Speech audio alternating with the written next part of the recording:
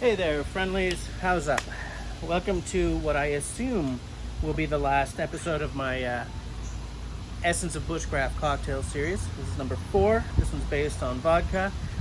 I'm sorry about the wind. There's a storm front running in real hard on us, so I'm gonna do this as fast as I can, okay? Hey, before we go any further, if you're new around here and you want to see more cool videos about outdoorsy stuff like bushcraft and bushcraft cooking, camping, hiking, maybe bushcraft cocktails, then subscribe and hit that little bell and you won't miss anything, okay? Thanks. One thing I do want to say before we get started is this cocktail requires a bit of muddling, which gives me a perfect opportunity to show off this applewood muddler that my buddy Rob made for me, turned for me, and dropped off at my doorstep this morning. Very happy about it. I can't wait to be muddling with it. It looks terrific. I said I wanted something like 9 inches long. This is about 8.5, about an inch in diameter, I guess, 2.5 centimeters. So he spun it for me and it's finished in beeswax and I can't wait to use it. So, just love it when everything comes together like that. So this recipe, okay, is a little bit of simple syrup, a little bit of that balsam fir syrup that I love so well, some vodka, but we start with rosemary. We're gonna toss it in the bottom, keeping one little tiny piece aside as a garnish. Okay, so we throw our rosemary in the bottom, and then we muddle it. Now, when you're muddling, you're not trying to pulverize this, okay? You're just pressing enough to expel some of the essential oils.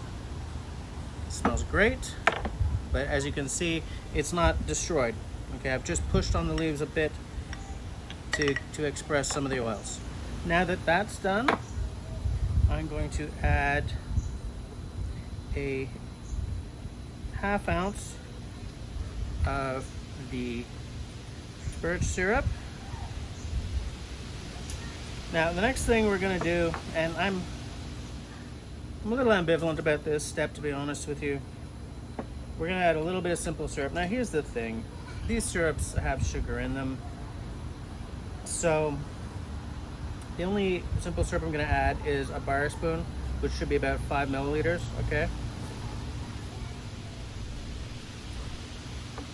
Part of me likes it better without the simple syrup, to be honest with you.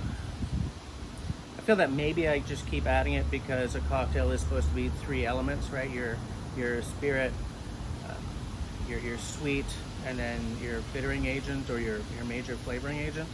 So maybe I'm being a little too attached to tradition here. I'm not sure. So next, hold on a second here. I forgot to bring a bar towel. Sorry guys. Next is going to be 2 ounces of vodka.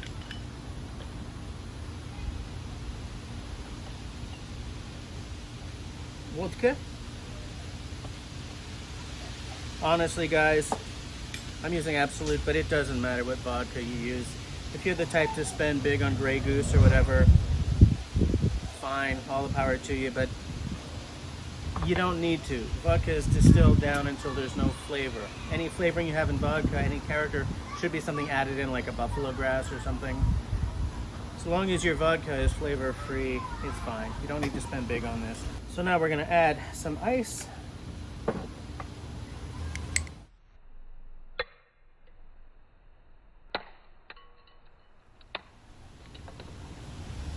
Then we give it a little mix. You're gonna mix. You're gonna know that you're down to temperature because there'll be all kinds of condensation. And then we top it with our tonic. Here's a sprig of rosemary. And slap it to express some of those oils. Put that baby on there. We're gonna add a little lemon. Lemon and rosemary go very well together. I think this will be a nice addition. I've been going back and forth on this and I think it needs to be on there.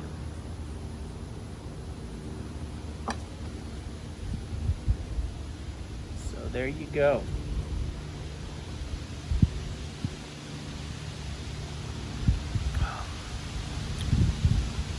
That's a good drink. The vodka brings like a punch of booze but there's no overpowering flavor because it's a good quality vodka, so there's no flavor to it. The simple syrup, I think you can maybe just go without if you want to. As I said, I keep going back and forth on that. It makes it a nice sweet drink. It's just a little soupçon of sweetness because there's already a sweetness in the syrup. This is a very nice tonic. This is a premium Indian tonic, but any tonic will work. I think that expressing the oils of the rosemary to start with is a very nice touch, because what that does is it infuses the whole drink with the rosemary instead of just sort of slapping it on the top and having it as a, like, you know, when you spritz an orange or a lemon over, it doesn't infuse the whole drink. It creates more of a scent sensation than an actual full mouth sensation. But if you muddle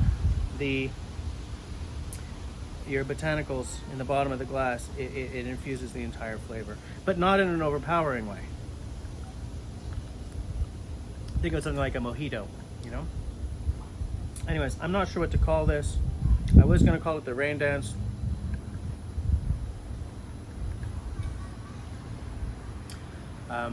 You know what? Let's tentatively call it the Raindance. If any of you guys have a better bushcrafty name for this thing, boom, drop it in the comments down below. Okay? So good. No, here it comes. Okay.